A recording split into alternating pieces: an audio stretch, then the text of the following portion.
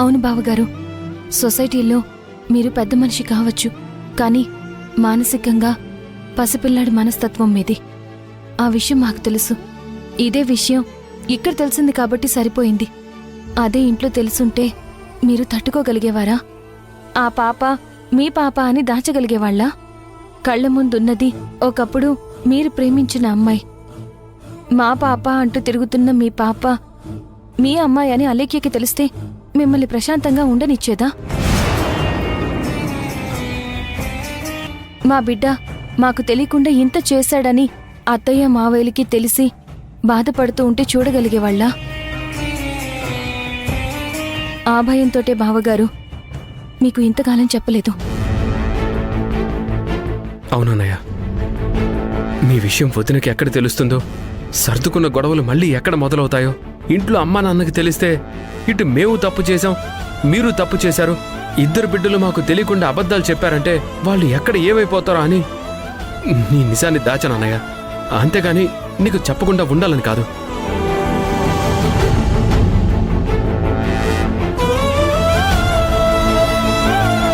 నేనెక్కడ బాధపడుతోనని నిజాన్ని దాచిపెట్టారు. సరే, ఇప్పుడు నిజం తెలిసిన తర్వాత నేనేమైనా సంతోషంగా ఉంటాను అనుకుంటున్నారా? తెలియక దూరం అయిపోయిన రోజు కంటే ఎదురుగా ఉండి తెలుసుకోలేకపోయానే ఆ నరకం మీకెలా అర్థమవుతుందిరా?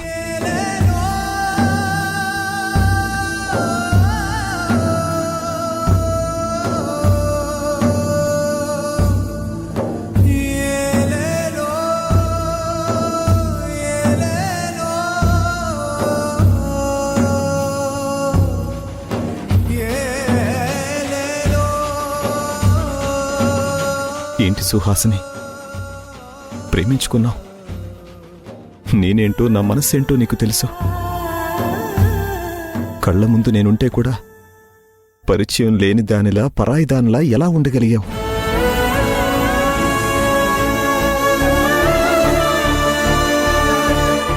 కన్న తండ్రిని నేను కళ్ళెదురుగా కనిపిస్తూ ఉంటే,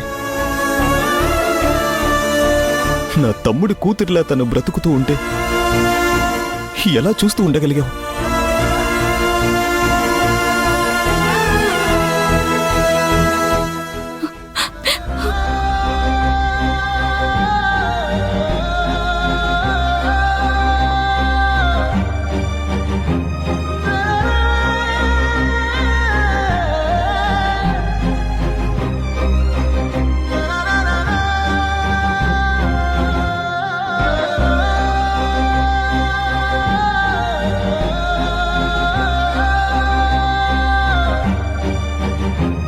నువ్వు చేసిన తప్పు నీకు కనిపించకపోవచ్చు, కానీ నువ్వు దూరమయ్యాక నా మనసులో ఉన్న నిన్ను మర్చిపోలేక, ఇంట్లో వాళ్ల ముందు నా బాధ ఇది అని ఎవరి ముందు చెప్పుకోలేక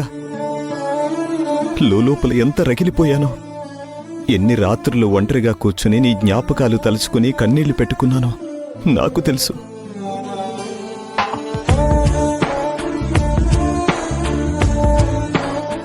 అలాంటిది నువ్వు బ్రతికే ఉన్నావు. నాకొక పాప కూడా ఉంది. అది నా కళ్ళెదురుగానే ఉందని చెప్పకుండా మీరందరూ దాన్ని దాచారు అంటే మీ అందరినీ ఏమనాలి?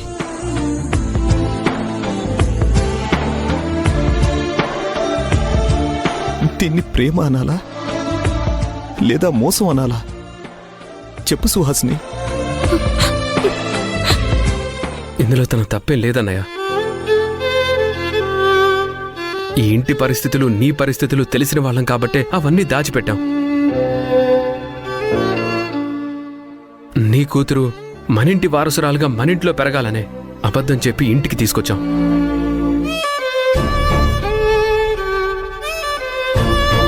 నువ్వు ప్రేమించిన తనే నీ కళ్ళ ముందు ఉందని తెలిస్తే నిజం చెప్పలేక ఎక్కడ అల్లాడిపోతావో అని ఆ పేరు మార్చి భూమి స్నేహితురాలని అబద్ధం చెప్పి ఇంటికి తీసుకొచ్చాం.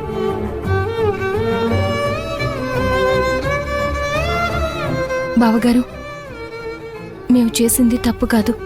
ఇక్కడ ఏ ఒక్కరి గురించో ఆలోచిస్తే కుటుంబం అంతా బాధపడుతుందనే ఒకే ఒక్క కారణంతో అన్ని విషయాలు మీ దగ్గర దాచిపెట్టాం.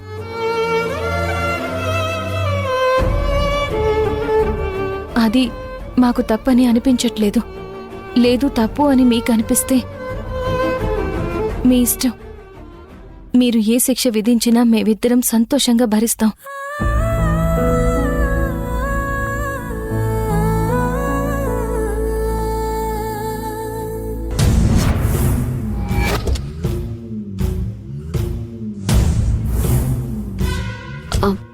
ఇప్పుడే వస్తాను, వెయిట్ చేయండి. Okay madam.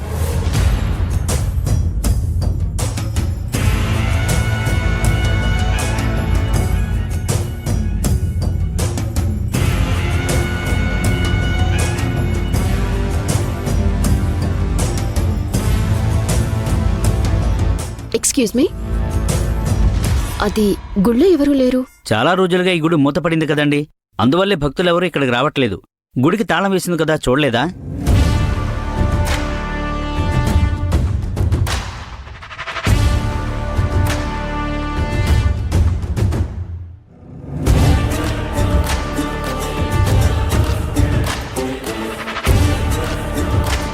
గుడి తాళం వేసింది అంటున్నారు. ఇప్పుడు గుడికి ఎవరూ భక్తులు రావట్లేదు అంటున్నారు. మరి మహాలక్ష్మి వదిన ఇక్కడికే వెళ్లారని చెప్పింది అంటే మహాలక్ష్మి వదినకి తెలిసి వాళ్ళు వెళ్ళిన చోటు కాకుండా నాకు తప్పు అడ్రస్ చెప్పిందనమాట. మహాలక్ష్మి వదిన, అసలు ఇప్పుడు నువ్వు నా విషయంలో అన్యాయం చేస్తూనే ఉన్నావు. ప్రతి విషయాన్ని నా దగ్గర దాచాలని చూస్తున్నావు. అవకాశం వచ్చే రోజు ఆ రోజు మాత్రం నిన్ను అస్సలు వదిలిపెట్టను.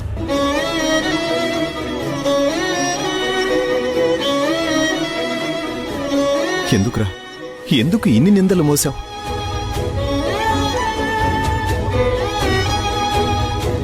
అమ్మా నాన్న కూడా నువ్వు తప్పు చేశావనే అన్నారు. నేను కూడా నిన్ను తప్పు పట్టాను. భూమిని చచ్చిన దానితో సమానం అని అన్నారు. ఇన్ని అవమానాలు భరించి కూడా ఎందుకురా నా కోసం అంత ఆరాటం? ఎందుకురా నా కోసం ఇన్ని అవమానాలు భరించారు? అనయ్య, ఇంట్లో వాళ్ళందరికీ నీ మాట అంటే వేదం. నువ్వు చెప్పిన మాట జవదాడకూడదు అనుకుంటాం.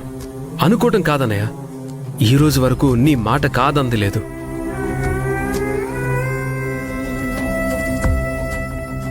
ఇల్లు వదిలి నేను బయటికి వెళ్ళినప్పుడు కానీ, మళ్ళీ ఇంటికి వచ్చినప్పుడు కానీ ఏ రోజు కూడా నీ మాట కాదనలేదన్నయ్య.